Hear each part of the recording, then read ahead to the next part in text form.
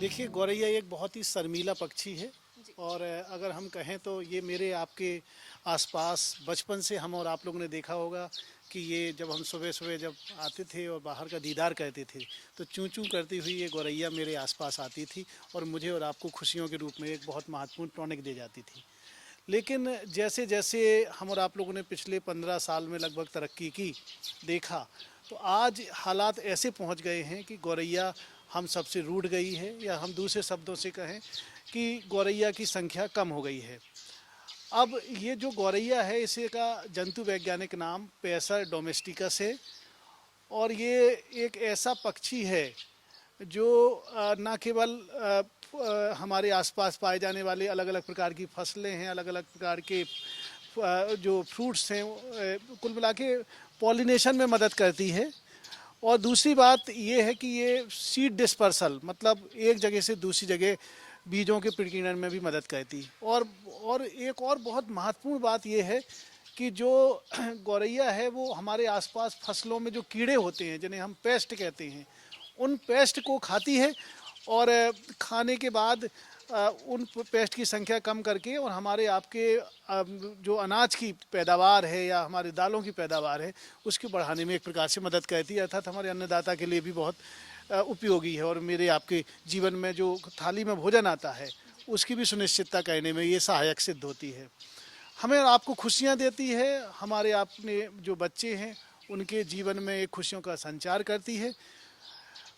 कुल मिला के हम कह सकते हैं कि ये गौरैया हमारे इकोसिस्टम या पर्यावरण का एक महत्वपूर्ण भाग है जो मेरे आपके जीवन को एक अच्छे सतत और सुंदर बनाए रखने के लिए बहुत ही आवश्यक है। अगर कोई भी प्रजाति, चाहे वो मधुमक्खी हो चाहे वो तितली हो, और वर्तमान दौर में जैसे 20 मार्च को विश्व गौरैया दिवस है, तो अगर ये जो गौरैया अगर ख़त्म होगी तो ये हमारा इकोसिस्टम है, ये एक ताना बाना है, ये एक पूरा नेटवर्क है।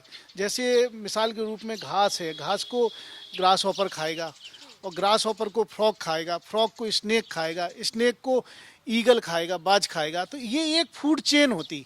और इस प्रकार से जो सन से जो एनर्जी आती है, ऊर्जा आती, ये हरे पौधे संग्रहित करते हैं, बनाते हैं, उस ऊर्जा को फिक्स करते हैं और फोटोसिंथेसिस के द्वारा, और वो ऊर्जा फिर यूनिडायरेक्शनल वे में हम सब ऑर्गेनिज्म तक पहुंचती है। तो जब बीच में कोई भी लिंक मिस होती है, मिसाल के रूप में जैसे अभी आप कह रही हैं गौरैया खत्म हो जाए या कीड़े खत्म हो जाए, तो ये जो फूड चेन है ये डिस्टर्ब हो जाएगी। हम सरल भाषा में कह सकते हैं कि इकोसिस्टम गड़बड़ा जाएगा, और सरल भाषा में कह सकते हैं हमारा पर्यावरण डिस्टर्ब हो जाएगा। इसके पीछे की वजह में मैं और आप सब लोग जिम्मेवार हैं। हम और आप लोग अपने खेतों में फसलों को उगाते हैं, और फसलों को उगाने के बाद उसमें आपने देखे होंगे कुछ अनवांटेड जो कीड़े होते हैं लग जाते हैं, कैटरपिलर लग जाते हैं, तो उसको मारने के लिए आजकल देखा होगा पेस्टिसाइड कहते हैं, जिनको हम कीटनाशक कहते हैं, उनको उपयोग करते हैं। तो आजकल किसान बहुत ज़्यादा मात्रा में कीटनाशकों का उपयोग कर रहा है। तो इसकी वजह से क्या हो रहा है कि जाने अनजाने वो कीटनाशक कहीं ना कहीं से गौरैया के भी अपने शरीर में पहुंच रहे हैं, और फिर वो अंडे देते हैं, उन अंडों में भी कहीं ना कहीं से दुष्प्रभाव दिखा रहे हैं, और कीटनाशक जाके गौरैया के स्वास्थ्य को भी प्रभावित कर रहे हैं, गौरैया की संख्या को भी घटाने में कहीं ना कहीं से देखने को मिल रहा है। एक और वैज्ञानिक शोध कह रहे हैं कि जो हमारे चारों तरफ जो मोबाइल रेडिएशन है, तो ये भी कहीं ना कहीं से अभी इस पर बहुत सारे शोध और होने की आवश्यकता है, और माना जा रहा है कि ये भी कहीं ना कहीं से गौरैया की संख्या को घटाने में योगदान दे रहे। हम और आप लोग याद करिए, बचपन में रहते थे, बढ़िया सौंधी सौंधी मिट्टी की हमारे खुशबू आती थी हमारे घरों से, और हम अपने घरों में गौरैया को रहने के लिए भी व्यवस्था करते थे, मतलब कहीं ना कहीं जगह रहती थी कि गौरैया रह सके। लेकिन जैसे जैसे हम और आप लोग शहर की तरफ निकले या अपना हम लोगों ने तरक्की प्राप्त की, तो आज हम लोगों ने सीमेंट के घर बना लिए हैं, बड़े बड़े घर बनाए हैं, लेकिन दिल छोटा करके गौरैया के लिए उसमें जगह नहीं दी। तो अब गौरैया को रहने के लिए तो भाई ऐसे घास फूस वाले या इस प्रकार की मिट्टी वाली जगह या हरी भरी जगह चाहिए, पेड़ पौधों वाली, तो वो तो मिल नहीं रही ना उसको, तो उसका वो हमसे रूठ गई। मतलब उसकी संख्या ही फिर अब धीरे धीरे बेचारी कम हो रही है, कुछ यहाँ वहाँ माइग्रेट कर गई हैं। तो कुल मिला के अब ये कुछ महत्वपूर्ण कारण हैं। और दूसरा आपने देखा होगा आज के दौर में जलवायु परिवर्तन, जिसे हम क्लाइमेट चेंज कह रहे हैं, पूरी धरती का तापमान बढ़ रहा है, उसके कारण अलग अलग जूनोटिक डिजीज आ रही हैं देखने को। तो ये भी कहीं ना कहीं से वातावरणीय परिस्थितियाँ भी गौरैया को कहीं ना कहीं से प्रभावित कर रही हैं, गौरैया की संख्या को कम करने में योगदान दे रही हैं। चूं चूं करती हुई गौरैया को अगर मुझे और आपको लाना है तो इस बार की जो थीम रखी गई है, आई लव स्पैरो, मतलब मुझे और आपको गौरैया से प्यार करना है। अब प्यार हम लोग कैसे करेंगे भाई? हम उसके लिए अपने घर में दाना पानी की व्यवस्था करें जो गौरैया को अच्छा लगता है, जैसे बाजरा अच्छा लगता है, ज्वार अच्छा लगता है, चावल अच्छे लगते हैं, तो इन सब की व्यवस्था करें। याद करो हमारे आपकी मम्मी लोग पहले जब गांव में रहती थी तो जब गेहूं को साफ करती थी तो उसमें से जो भी निकलती थी ये और भी जो गेहूं के अलावा और भी दाने निकलती थी वो डाल देती थी, गौरैया उससे खा जाती थी, या छोटे छोटे कीड़ों को भी खा जाती थी। तो अब हम शहरों में तो ऐसा नहीं कर पा रहे, तो हमें इसकी व्यवस्था अलग से करनी पड़ेगी, गौरैया के लिए दाने देने पड़ेंगे। मैंने एक मुहिम चलाई है पिछले 13-14 सालों में। लगभग 1 लाख शिक्षकों और टीचर्स जिन्हें अलग अलग CBSE बोर्ड, स्टेट गवर्नमेंट के हैं या केंद्रीय विद्यालय के, उनको जागृत किया है एनवायरमेंटल एजुकेशन के अंतर्गत। और उनके माध्यम से मेरी एक योजना है कि वो अपने बच्चों को जागृत करेंगे, सेंसिटाइज करेंगे, तो क्योंकि बच्चे सबसे बड़े मैसेंजर होते हैं।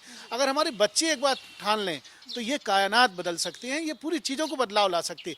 तो ये बहुत ज़रूरी हो गया कि हम बच्चों के बीच में जाएं, और आप मीडिया कर्मियों की तो बहुत बड़ी महत्वपूर्ण भूमिका है, क्योंकि आप जो कहते हैं पूरी दुनिया की आवाज़ बन जाती हैं आप लोग। तो ये जो बच्चों तक, आम जन तक ये बात पहुँचे, और हम और आप लोग थोड़ा थोड़ा अपने जीवन की थोड़ी सी कमाई निकालें, उसमें से गौरैया के लिए हम लोग घोंसले बनाएं। कुछ नहीं, छोटी छोटी चीज़ों से नारियल के रेसे ले लें, या जो नारियल हम लोग पीने के बाद फेंक देते हैं उसमें हम कागज़ या अखबार का पुराने टुकड़े डाल दें, थोड़ा सा प्लास्टिक डाल दें, थोड़ा सा उसमें जूट कर डाल दें, थोड़े थोड़े फाइबर्स डाल के, और उसके लिए घोंसला तैयार कर सकती है। लकड़ी के घोंसले भी बना सकती है, कोई भी व्यक्ति चाहे तो मेरे से भी घोंसला दे सकता है।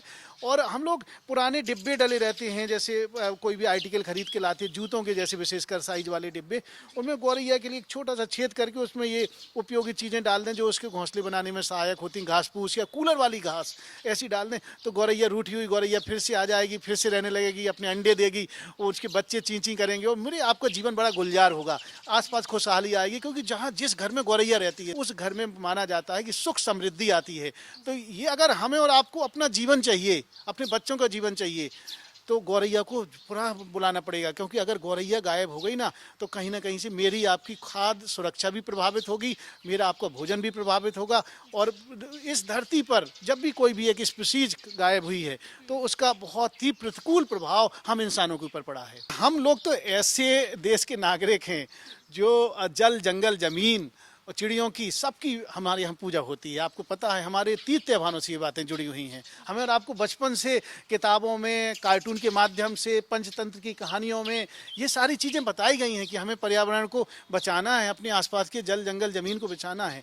तो हम लोग तो पहले से ही बहुत ही जागरूक देश रहे हैं, लेकिन दुनिया के साथ देखा जाए तो अब हम लोग भी और आगे आ रहे हैं और मुखर हो रहे हैं। और हम मिसाल के तौर पे आपको पता है कि गौरैया को मोटे अनाज बहुत अच्छे लगते हैं, और आपको पता होगा प्रधानमंत्री जी की ये मुहिम इस बार पूरी दुनिया के लिए, देखिए सारे दुनिया के लोग हमारी इस मुहिम को स्वीकार कर चुके हैं। इस साल इंटरनेशनल ईयर ऑफ मिलेट्स अर्थात मोटे अनाजों का इस बार वर्ष मनाया जा रहा है। तो जब हमारे किसान खूब सारे मोटे अनाज उगाएंगे तो गौरैया के लिए खाना मिलेगा, खूब सारा गौरैया को रहने के लिए मिलेगा, गौरैया क्या और सारे पक्षियों के लिए भी खाना मिलेगा। और हम इंसानों के जब आम लोगों के बीच में जाएंगे, उनको जागरूक करेंगे, अपने बच्चों को जागरूक करेंगे, अपनी दिनचर्या में बदलाव लाएंगे, अपने घर में एक कोई ग्रीन कॉर्नर रखेंगे, या अपने घर में ऐसी व्यवस्था करेंगे कि कहाँ कुछ पेड़ पौधे लगाए जाएं, वहाँ पे घोंसलों की व्यवस्था करेंगे, गौरैया के लिए दाने डालेंगे। तो ये इस प्रकार से हम लोगों ने शुरू भी कर दिया है और पुराने समय से कर रहे हैं, लेकिन अब पूरी दुनिया हमें और आपको अनुसरण कर रही है, और ये हमारी अच्छी अच्छी कोशिशें निश्चित ही आगे आने वाले सालों में देखने को मिलेंगी।